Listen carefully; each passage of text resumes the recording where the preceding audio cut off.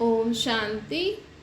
अॼु बाप दादा चवनि था महावीर अर्थात विशेष आत्माउनि जी विशेषताऊं।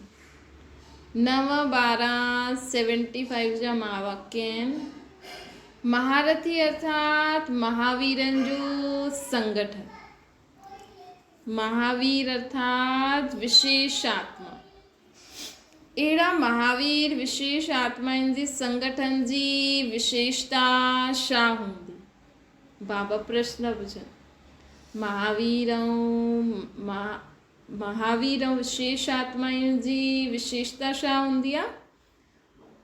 वर्तमान समय विशेष आत्माउनि जी विशेषताऊं इहे हुजणी खपनि जो हिकु ई समय सभिनि जी हिकु रस हिकु टिक स्थिति हुजे। हिकु ई समय हिकु रस हिकु टिक स्थिति हुजे। अर्थात जेतिरो समय जे स्थिति में ठहरणु चाहियो ओतिरो समय हुन स्थिति में संगठन रूप में स्थित थी वञनि। संगठित रूप में सभिनि जी संकल्प रूपी अंगुली हिकु ई हुजे। अॼु बाबा चई न असांखे कि असां आत्मायूं जेकी आहिनि, जेकी पवित्र आत्मायूं आहिनि, उहे ही हिन कलयुगी पहाड़ खे खणण जे बाबा जी साथी ठहींदियूं आहिनि। त बाबा चवंदा आहिनि, बाबा अॼु चवनि था कि महावीर आत्मा केरु हूंदी आहे, विशेष आत्मा केरु हूंदी आहे, जंहिंजी सभिनि जी हिकु रस हिकु टिक स्थिति हुजे। हिकु रस हिकु टिक स्थिति जे अर्थात जेतिरो समय जे स्थिति में ठहरणु चाहियूं ओतिरो समय हुन स्थिति में संगठित रूप में टिकी सघूं। संगठित रूप में टिकी सघूं। संगठित रूप में सभिनि जे संकल्प रूपी अंगुली हिकु ई हुजे। जेसिताईं संगठन जी इहा प्रैक्टिस न आहे तेसिताईं सिद्धि न थींदी। जेसिताईं असां सभु संगठन रूप में इहा प्रैक्टिस न थींदी न कि परिवर्तन थिए, सभिनि जो हिकु ई संकल्प कि बसि हाणे परिवर्तन थी वञे, तेसिताईं सिद्धि न प्राप्त थींदी। कंहिं बि ॻाल्हि जी सिद्धि प्राप्त थियण लाइ संगठन में सभिनि जो हिकु ई संकल्प हुजणो खपे। संगठन में ही हलचल आहे त सिद्धि में बि हलचल हूंदी आहे। अगरि असांजी सम्झो असां कंहिं ॻाल्हि जी सिद्धि जे कारण योग करूं था, भई योग करूं था, भई इहा ॻाल्हि ठीकु थी वञे, लेकिन संगठन में हलचल हूंदी माण्हुनि जे संकल्पनि में, त उहा सिद्धि न प्राप्त थींदी। सिद्धि जी नॉलेज आहे लेकिन स्वरूप में न ईंदी। सिद्धि जी नॉलेज आहे लेकिन स्वरूप में कॾहिं ईंदासीं जॾहिं संकल्प हिकु हुजे, ऑर्डर मिले ऐं रेडी। विशेष निमित ठहियल हुई विशेष आत्माउनि खे इहे प्रैक्टिकल में लाइणो आहे। हाणे ऑर्डर थियो कि 5 मिंटनि जे लाइ व्यर्थ संकल्प बिल्कुलु समाप्त। बीज रूप पावरफुल स्थिति में हिकु स्थिति में स्थित थी वञो। असांखे हाणे ऑर्डर मिले 5 मिंट बसि कोई बि संकल्प न, सभु आत्मा बीज रूप स्थिति, ॿियो कोई कमु आहे ही न, कोई संकल्प ही न अचिणो खपे। बीज रूप पावरफुल स्थिति में हिकु रस में स्थित थी वञो। अहिड़ो अभ्यास आहे। ईअं न कोई मनन करण जी स्थिति में हुजनि, कोई रोहरयान करण जी स्थिति, मतिलबु बाबा साईं कि असां वेठा बीज रूप स्थिति में आहियूं, संकल्प कयूं, बाबा सां ॻाल्हायूं था या कंहिं टॉपिक जे लाइ रोहरयान करूं था, ईअं बि न हुजणो खपे। इहो अभ्यास तॾहिं थींदो जॾहिं पहिरियों व्यर्थ संकल्पनि जी समाप्ति कंदासीं। हलचल हूंदी ही व्यर्थ संकल्पनि जी आहे।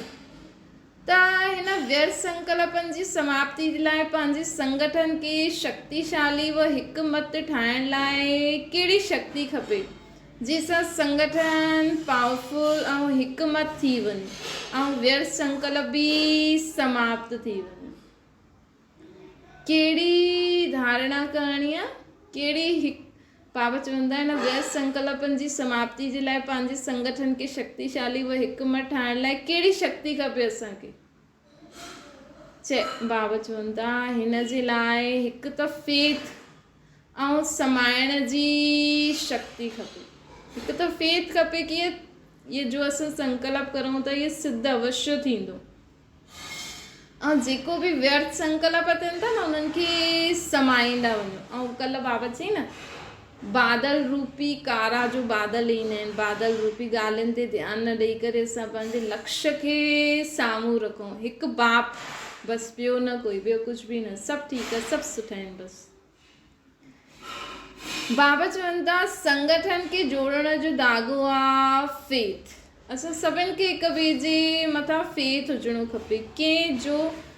कंहिं जो कुझु कयो, मानो रॉन्ग बि कयो, लेकिन संगठन प्रमाण व पंहिंजे संस्कार प्रमाण व समय प्रमाण हुन जो कई, हुनखे बि ज़रूरु कोई भाव अर्थ हूंदो। मतिलबु कंहिं जो कई, जो बि कई, मञो रॉन्ग बि कई, लेकिन संगठन जे प्रमाण व पंहिंजे संस्कारनि जे प्रमाण व समय जे प्रमाण हुन जो कई, हुन जो ज़रूरु कोई भावार्थ हूंदो आहे।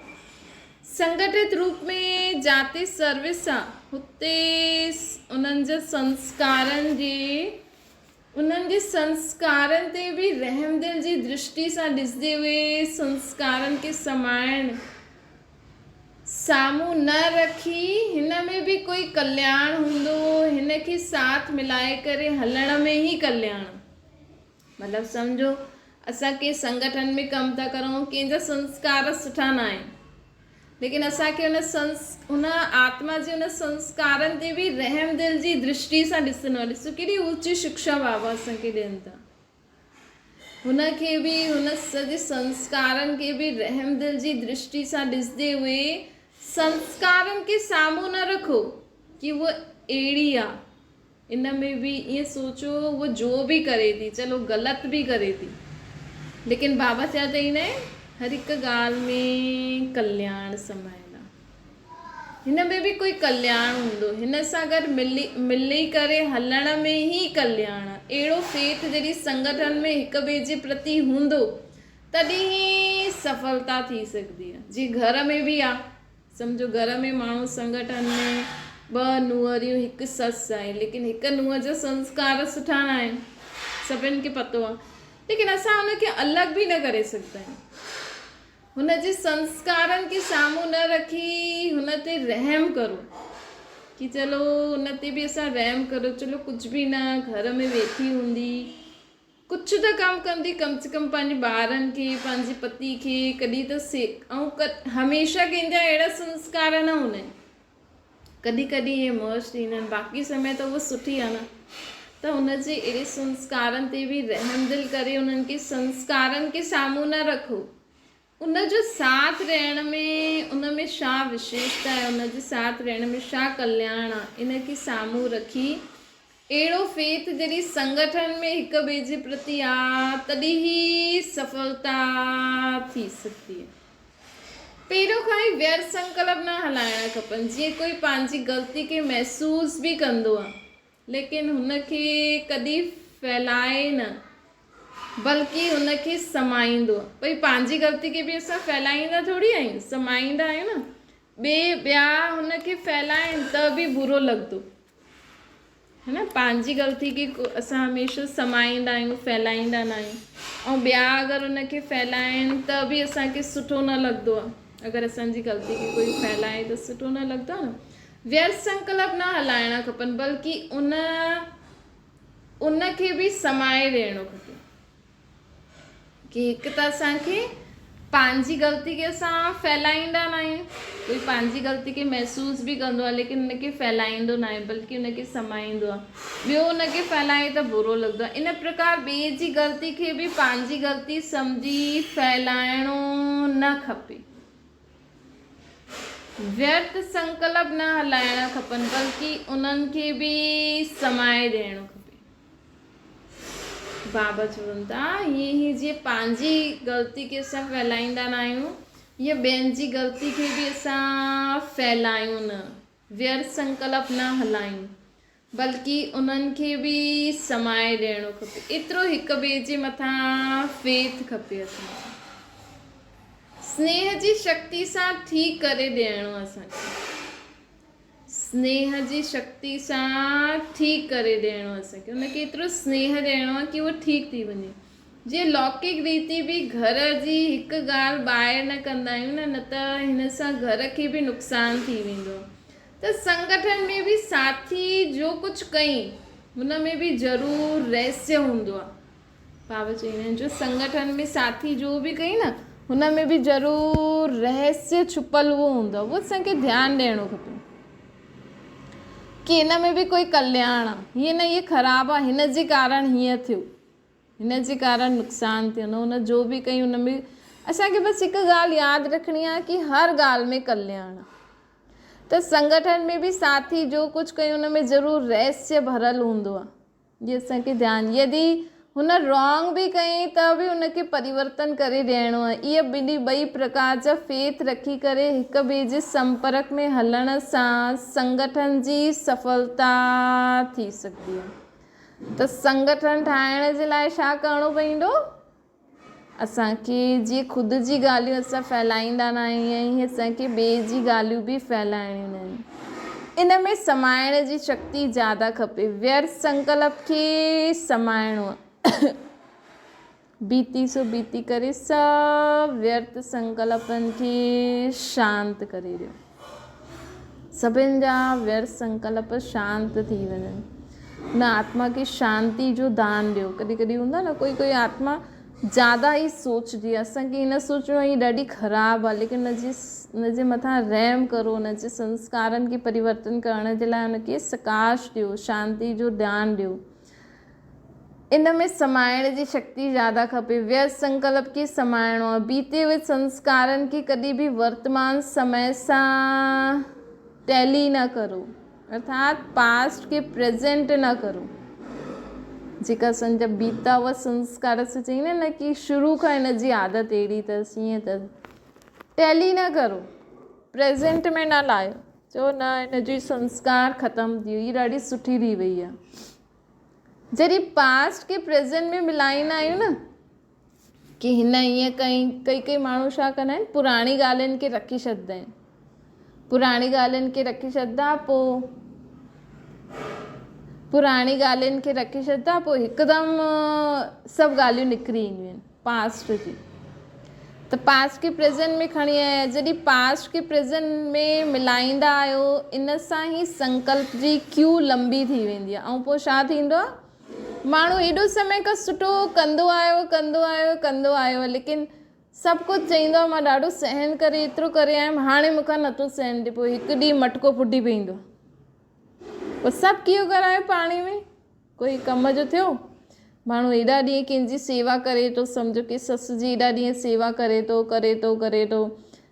पोइ सेवा करण में ॻाल्हियूं बि ईंदियूं आहिनि, ॾाढो कुझु थींदो बि आहे, वरी हिकु ॾींहुं अची करे फूटे थो, मां ई करां छा, मां ई मुंहिंजी ज़िम्मेवारी आहे छा, ईअं हूअं सभु सेवा वही पाणी में, मां चयो ऐं कुझु बि जमा न थियो। माण्हू त चए थो मां पंहिंजी ससु जी, न माउ जी, पीउ जी ॾाढी सेवा कई, हीअं कयो हीअं कयो, अरे करे करे पोइ बि त तव्हां ॿियनि खे त ॿुधायो था न कि मां थी करां, इहे नथी करे, त इहे सभु संकल्प बी करे त बाबा चवनि था हिकु ॾींहुं फुटी वेंदो आहे, पोइ संकल्प जी क्यू लंबी थी वेंदी आहे, ऐं जॾहिं कोई व्यर्थ संकल्प जी क्यू वॾी थींदी तेसि ताईं संगठन रूप में पोइ हिकु रसती न ईंदी, पोइ मां कयो हिकु ॾींहुं सभिनि सां लड़ी झगड़ी करे वेही रहंदा, पोइ संगठन थींदो, कमाई बि न थी, घर में शांती बि न थी। ॿिए जी ग़लती खे पंहिंजी ग़लती सम्झणो खपे। बाबा चवनि था इहे संगठन खे मज़बूत करिणो आहे। अगरि ॿियो कोई ग़लती करे बि थो त हुन में जे प्रकाश मुनि दादी हमेशह ईअं सोचंदा हुया, अगरि यज्ञ में कुझु थींदो हुयो त सोचंदा हुया मूं में कुझु कमी आहे। इहे सभु थींदो आहे जॾहिं हिक ॿिए जे मथां फेथ न हूंदो आहे। अगरि हिक ॿिए जे मथां फेथ हुजे न त असां ॿिए जी ग़लती खे ख़ुदि जी ग़लती सम्झूं। परिवर्तन करण जो फेथ या कल्याण करण जो फेथ, जीअं आत्मज्ञानी सां सिद्धि जो गायन थींदो आहे न, आत्मज्ञानी सां सिद्धि जो गायन थींदो आहे, वैसे तव्हां सभिनि जे संगठन जो हिकु ई संकल्प हुजे। हिकु संकल्प जी शक्ति संगठन रूप में न हुजण जे कारण बिगड़ी वेंदा आहिनि। अगरि असांजो हिकु ई संकल्प न हूंदो आहे न, हिकु ई संकल्प संगठित रूप में न हुजण जे कारण बिगड़ी वेंदो आहे। जीअं बिगड़ी हुई शक्ति आहे वैसे रिज़ल्ट बि बिगड़ो हुओ आहे। त असां घर में बि अगरि तव्हां 4 ॼणा आहियो, 6 ॼणा आहियो, 10 ॼणा आहियो, कोई बि कमु करो था न, ॿियनि जी राय उन्हनि खे ॿुधाए करे करिणो खपे, तॾहिं तव्हांजे घर में संगठित रूप थी सघंदो आहे। इन में समाइण जी शक्ति ज़रूरु खपे। बाबा चवनि था ॾिसो ऐं ॿुधो, उनखे बिल्कुलु समाए छॾो। समाइण जी शक्ति बाबा चवनि था हिन में ॾाढी खपे। कंहिंजी बि कोई ग़लती ॾिसो ऐं समाए छॾो। उहा ई आत्मिक दृष्टि कल्याण जी भावना रहे। जॾहिं अज्ञानियुनि जे लाइ चईंदा आहियो अपकारनि ते उपकार करिणो आहे, त संगठन में बि हिक ॿिए जे प्रति रहम जी भावना हुजणी खपे। हाणे रहम जी भावना कम रहंदी आहे बाबा चवनि था, छो जे आत्मिक स्थिति जो अभ्यास कमु आहे न, त इन करे रहम जी भावना कम रहंदी आहे। असां त बाबा जा ॿार आहियूं, असां में त केॾो रहम हुजणो खपे। बाबा चवनि था अहिड़ो पावरफुल संगठन हुजण सां ई सिद्धि थींदी आहे। हाणे तव्हां सिद्धि जो आह्वान कंदा आहियो, लेकिन पोइ बि असांजे अॻियां सिद्धि जॾहिं असां इहे समाइण लॻी वेंदासीं न, त सिद्धि असांजे अॻियां झुकंदी। जीअं सत्युग में प्रकृति दासी थी वेंदी आहे न, उहा सिद्धि असांजे साम्हूं स्वयं झुकंदी। असांखे बाबा छा पाठ पढ़ाइनि था कि सभिनि जे संस्कारनि खे समाए ॾियो, सभिनि ते रहम दिल करो, रहम दिल ठहो। जीअं सत्युग में प्रकृति असांजी दासी ठही वेंदी आहे, उहा ई सिद्धि असांजे साम्हूं स्वयं झुकंदी। उहा ई सिद्धि असांजे साम्हूं स्वयं झुकंदी। सिद्धि तव्हां माण्हुनि जो आह्वान कंदी। जॾहिं श्रेष्ठ नॉलेज आहे, स्टेज बि पावरफुल आहे, त सिद्धि छा वॾी ॻाल्हि आहे। जीअं असांजी नॉलेज बि श्रेष्ठ आहे, पावरफुल स्टेज बि आहे, त सिद्धि कोई वॾी ॻाल्हि थोरी। अल्पकाल वारनि खे सिद्धि प्राप्त थींदी आहे ऐं सदाकाल स्थिति में रहण वारनि खे सिद्धि प्राप्त न थिए, इहे त थी न सघंदो आहे। त इहे संगठन जी शक्ति आहे। हिकु कुझु चई ॿिए स्वीकार कयो। समाइण जी शक्ति ब्राह्मण परिवार जे अॻियां यूज़ न, सामनो करण जी शक्ति ब्राह्मण परिवार में यूज़ न करणी आहे। असांखे कंहिंखे सामनो न करिणो आहे कि हिन ईअं छो चई पर मां बि ईअं कंदुमि। असांखे छा करिणो आहे, सागर जा ॿार मास्टर सागर ठाहिणो आहे। सागर जा ॿार मास्टर सागर ठाहिणो। असांखे सामनो न करिणो आहे। उहो सामनो करण जी शक्ति माया जे अॻियां यूज़ करणी आहे। माया जे अॻियां सामनो करूं असां, लेकिन ब्राह्मण परिवार में हिक ॿिए जी ग़लती खे समायो।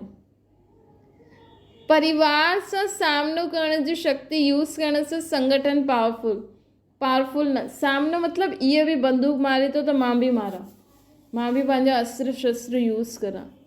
उहो असांखे हिते ब्राह्मण परिवार में न करिणो आहे। परिवार सां सामनो करण जी शक्ति यूज़ करण सां संगठन पावरफुल न थींदो। कोई बि ॻाल्हि न जचंदी आहे त हिक ॿिए जो सत्कार करिणो पए। हुन समय कंहिंजी संकल्प व बोल खे कट न करिणो आहे। हिन जे लाइ हाणे समाइण जी शक्ति खे धारण करो। जीअं साकार बाप ॾिठो न, अथॉरिटी ॾाढी हूंदी हुई बि बाप जे अॻियां ॿार त नंढा ई आहिनि, रचना आहिनि न, लेकिन रचना हूंदी हुई बि ॿारनि सां रिगार्ड जा बोलंदा हुया न। बाबा चवनि था अथॉरिटी हुया ब्रह्मा बाबा, शिव बाबा उन्हनि जे शरीर में ईंदा, त बि बाप जे अॻियां ॿार नंढा ई आहिनि, रचना आहिनि, लेकिन रचना हूंदी हुई बि ॿारनि सां रिगार्ड सां बाबा ॻाल्हाईंदा हुया। बाबा कॾहिं बि उन्हनि खे अपशब्द न ॻाल्हाईंदा हुया, कॾहिं बि कंहिंखे कुझु न चई। अथॉरिटी हूंदी हुई बि अथॉरिटी खे यूज़ न कई। त आपस में भाउ भेणनि जे नाते तव्हांखे कीअं हुजणो खपे। जॾहिं बाबा ई एॾी वॾी अथॉरिटी हुया, बाबा अगरि चाहे अगरि कोई ॿार ग़लति करे त हुनखे चई सघंदा हुया न कि हाणे हेॾे न अचिजो, तव्हां बसि हाणे हिन यज्ञ में ईअं न अचिजो, हीअं न कजो, न त मां तव्हांखे ईअं पनिशमेंट ॾींदमि। बाबा वटि त शक्ति हुई, ब्रह्मा बाबा वटि बि हुई। बाबा चाहे त हुनजो बुरो बि करे सघंदा हुया न, बाबा चाहे त हुनखे ॿुधाए बि सघंदा हुया, लेकिन बाबा शांती सां सभु कमु कंदा हुया न। अथॉरिटी हूंदे हुए बि बाप जे अॻियां ॿार त नंढा रचना आहिनि, लेकिन रचना हूंदे हुए बि ॿारनि सां बाबा हमेशह रिगार्ड सां ॻाल्हाईं, कॾहिं बि हुन बाबा फालतू शब्द न ॻाल्हाईं, कॾहिं बि हुननि फालतू कुझु बि न चयो। कंहिंखे हिते त माण्हू कोई कंहिंसां बुरो करे त माण्हू चई ॾींदा आहिनि, अरे मूंसां हिन ईअं कयो अथई, मां हिनखे छो छॾां। त ब्रह्मा बाबा चई सघंदो, मुंहिंजो शिव बाबा जी यज्ञ में हीअं था करनि त मां बि हिननि खे न छॾंदमि। लेकिन बाबा हमेशह रिगार्ड ॾिनई ॿारनि खे, कॾहिं कंहिंखे बि कुझु न चई। अथॉरिटी हूंदे हुए बि अथॉरिटी खे यूज़ न कई। त आपस में भाउ भेणनि जे नाते असांखे कीअं हुजणो खपे। संगठित रूप में तव्हां ब्राह्मण ॿारनि जी आपस में संपर्क जी भाषा बि अव्यक्त भाव जी हुजणी खपे। जीअं फ़रिश्ता अथवा आत्माउनि सां ॻाल्हाइनि थियूं न, कंहिंजी सुनी हुई ग़लती खे संकल्प में बि स्वीकार न करिणो आहे ऐं न कराइणो खपे। स्वीकार ख़ुदि बि न करो, ॿियनि खे बि न करायो कि इहे ख़राबु आहे, न भई ठीकु आहे, कंहिंजे संस्कार हूंदा आहिनि, ठीकु थी वेंदो बसि। ईअं जॾहिं स्थिति थी तॾहिं ई बाप जी जो शुभ कामना आहे संगठन जी, उहा प्रैक्टिकल में थींदी। हिकु बि पावरफुल संगठन हुजण सां हिकु ॿिए खे खींचंदो, हीअं 108 जी माला जो संगठन थी वेंदो। बाबा चवनि था हिकु मत जो धागो हुजे, संस्कारनि जी समीपता हुजे, तॾहिं ई त माला बि शोभदी न। माला कीअं शोभदी, जॾहिं हिकु मत जो धागो हूंदो, संस्कारनि जी समीपता हूंदी। बाबा चई न मां पंहिंजी माला ठाहिण आयो आहियां।